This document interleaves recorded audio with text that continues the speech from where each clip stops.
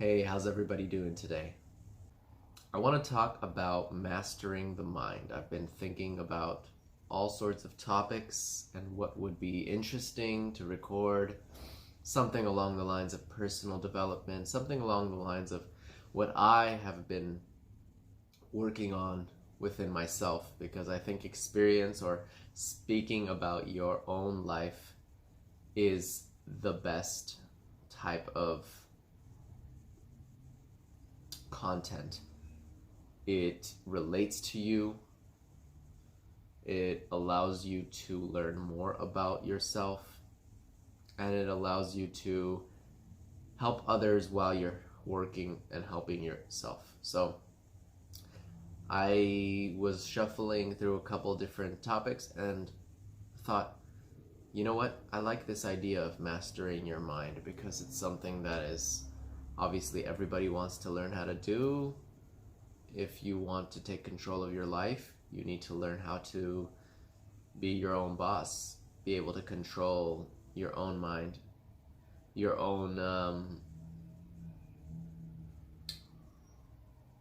habits, to break out of, things that are holding you back, things that part of you wants, but a deeper part of you does not want because you know it's not helping you, right?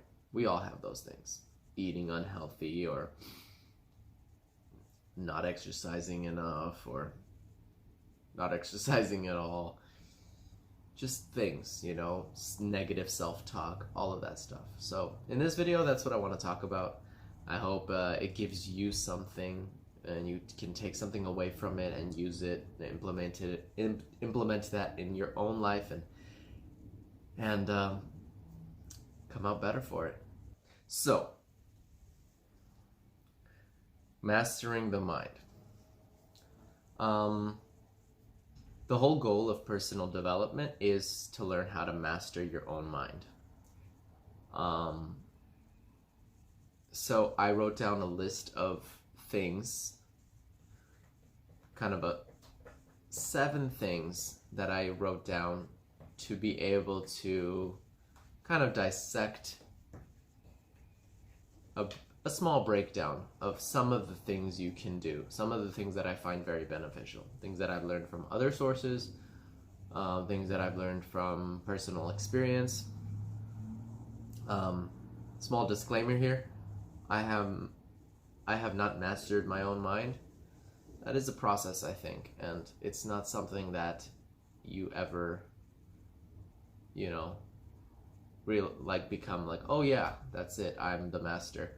Until you transcend and become some kind of like sage, mystic, guru, you're still bound by the confines of your mind. So, number 1. Let's go into number 1. The first thing that, oh my god, Mojo. Get out of here. The first thing that is, I think, paramount for learning to master the mind, and the most important thing, is to be able to pay close attention to mainly yourself. It starts with first learning how to pay close attention to yourself. So this is encompassed in the idea, in the thought of awareness. So there's a lot of talk as to what is awareness. How do we know that we are alive? How do we know that we are aware? What is it that allows you to know that you are aware in this moment and not asleep, right? Because in a dream, you feel like you're aware, but then you wake up and you realize, wow, it was not real. So how do you distinguish the real from the false? So awareness, and as we noticed through our dreams, there are different levels, there are different stages. So one of the popular topics is the Matrix, right? They don't know that they're in the Matrix because they don't know. That's just it. They're not aware enough to know. Until one of them, like Neo, starts digging deeper, he doesn't realize that his whole life has been basically just a false simulation. So it's pretty scary stuff. But awareness. So a couple things about awareness, what you can do for this. Meditation is huge, and there are many different types of meditations for all sorts of people. There are sitting meditations, there's moving meditations, there's dancing meditations, there's vocal meditations, everything you can think of. When you bring a quality of awareness to it, it can become a meditation. So if you look at something, let's just give an example, this tangerine. If I were to look very closely at it and just look at it for a while and appreciate everything about this tangerine, all the little nuances, maybe look at it under a microscope, open it up, see all the little pieces, taste it, like really get into this tangerine, then my awareness for what this is grows. My appreciation for what it is grows. So the same you can do with everything. And one of the difficulties with meditation is that people always ask, well, what do I do for my awareness to grow?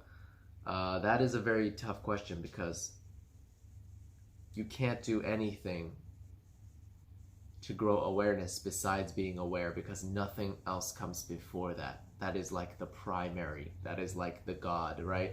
It's like, what do I do to it's hard. It's like, what do I do to wake up when you're dreaming? You have to realize, right? You have to just realize that you're dreaming, and then you'll wake up. So it's a difficult, kind of strange, loopy kind of situation. Like, you have to be aware to be aware. Very confusing. The mind can't comprehend it. So just doing things with slower, more focus, relaxed attention is very helpful. Qigong is very helpful. Yoga can be very helpful. Breathing deeply is very helpful, and slowly. Right? So when we rush through things, we're like skipping. We're trying to get to something else. Awareness is all about like trying to just like squeeze out all the juice and quality and beauty of the moment. So slowing down, slowing the breath, slowing the movement, slowing your thought processes until like they just naturally slowly like stop. Eventually, once the thought processes on their own from years and years of practice stop, you have some kind of like amazing mystical experience, and that's where your awareness really grows. I don't have personal experience of that, but this is what is said. By many like gurus and sages. So let's move on. Spent a lot of time on meditation. So we talked about moving meditations like Qigong, yoga, dancing, right? Exercise can be meditative if you're not distracting yourself and listening to some music while you're doing it, like really getting into it. Breath work can be meditative, right? Wim Hof method, holotropic breathing, kind of getting the system like really invigorated and then relaxed, and kind of noticing how the body works, just being amazed by it. Those kind of things are very helpful for expanding your sense of awareness. Visualizing, right? So visualizing something, like seeing it in your mind before you actually do it. Like visualize yourself doing that thing that you're gonna do like 10 minutes later. Very powerful, very powerful. My gymnastics coach used to tell me when I was a kid, just see yourself doing the back flip and then the back flip and then the back tuck all of that. Back handspring, back tug. I didn't understand why. Now I get it. When your mind can visualize something, your body is a lot more comfortable doing it. And you're a lot more likely to succeed because you've seen how it feels and looks in your mind. So that's another thing that's very popular and talked about in the personal development world. So that's one. That's the first one. That was pretty long in itself.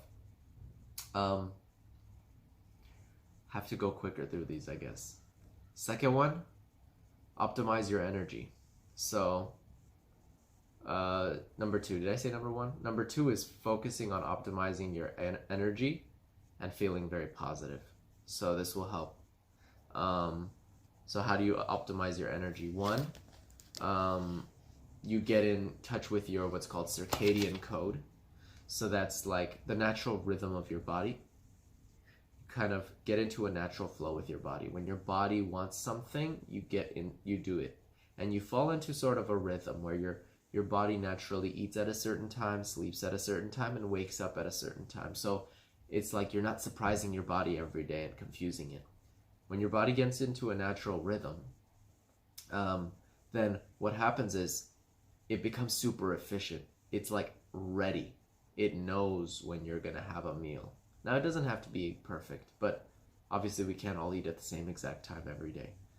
But the more you stay on track, the less you feel, based on what the book says, like almost jet lagged. You know how when you fly across the world and your body just like completely is confused and doesn't know how to like interpret what's going on?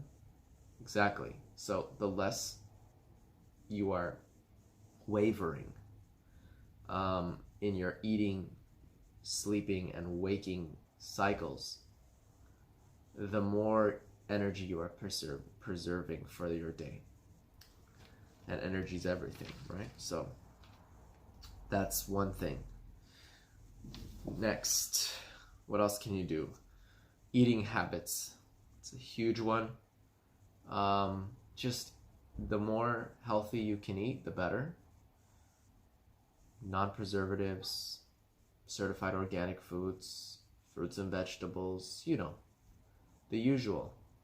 Cut down on all the unnatural things. Just have a glass of orange juice, squeeze it yourself, not the fake preservative box orange juice with all the sugar additive. Actual orange juice, actual fruits, bananas, tangerines, all that good stuff.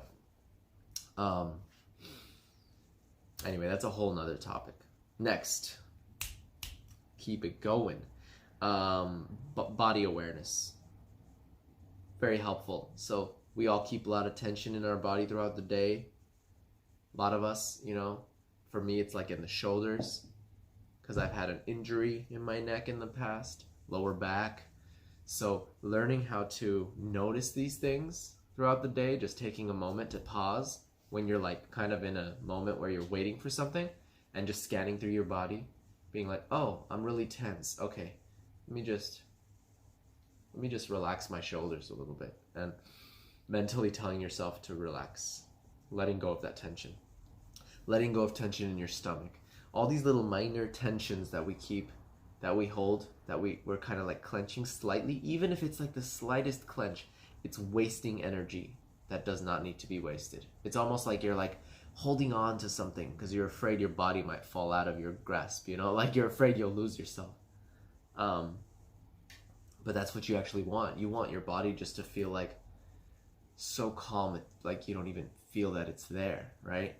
Most of us walk around feeling like, oh, our bodies are heavy and everything's sore and uncomfortable. You want to feel the opposite so that you're wasting less energy.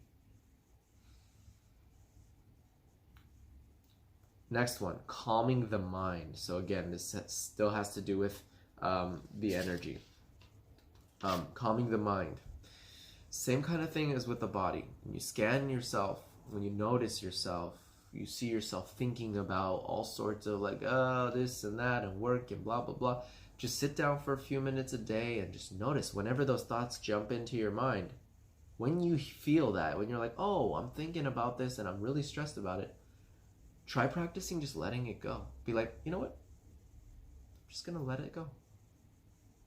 I don't need it. It's not that important. Just let it go. Focus on calming it, like just letting your mind stay as calm as possible.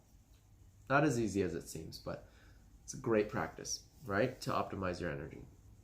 Breathing deeply and slowly will help this.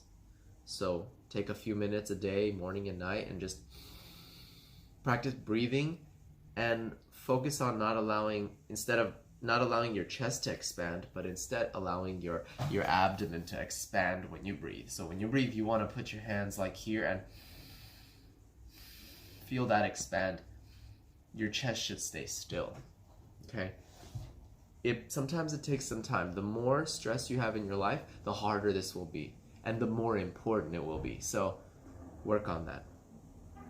Another thing that I think is really cool for optimizing energy, again, staying with the positive thinking, is what Taoists call this inner smile.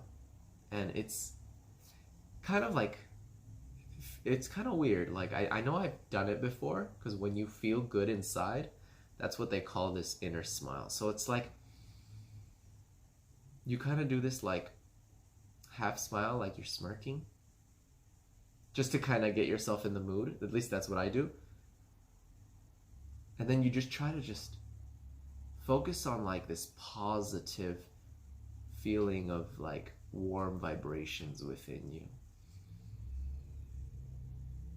Maybe think of something that makes you happy, what you're grateful for right now in this moment, and just practice feeling good with inside. It's the best way I can explain it. Just try that. It's actually really nice, especially if you're doing some qigong or some moving meditation and you're just breathing through the belly and feeling this happiness just like flowing through you. Very, very cool. Keep doing that. That should help. And of course, practicing gratitude goes along with that. Feeling it, saying it, thinking about it. Just one of the coolest, best quotes I think I've read in a long time was, gratitude and misery cannot exist in the same place. So if you're not happy, practice gratitude, right? Grab a journal, write down a few things that you're happy about, and think about it, and say thank you for it. And at first, it'll kind of be more mental. You won't really feel it. But you keep doing it every day. It's like chipping away, little by little. You're just chipping away at your misery. And then eventually it will accumulate, and you'll be like, oh my God, I'm really happy. Like, you won't even know why you're happy. It's like, because you put in all this work towards thinking of being happy, right? I hope this has been helpful for you. I want to challenge you guys to keep on living and loving and leveling up and saying that as fast as I am, or faster, if you dare. It's part of my rap challenge. Living and loving and leveling up. It's a good tongue twister. So yeah, much love. See you guys later. Peace.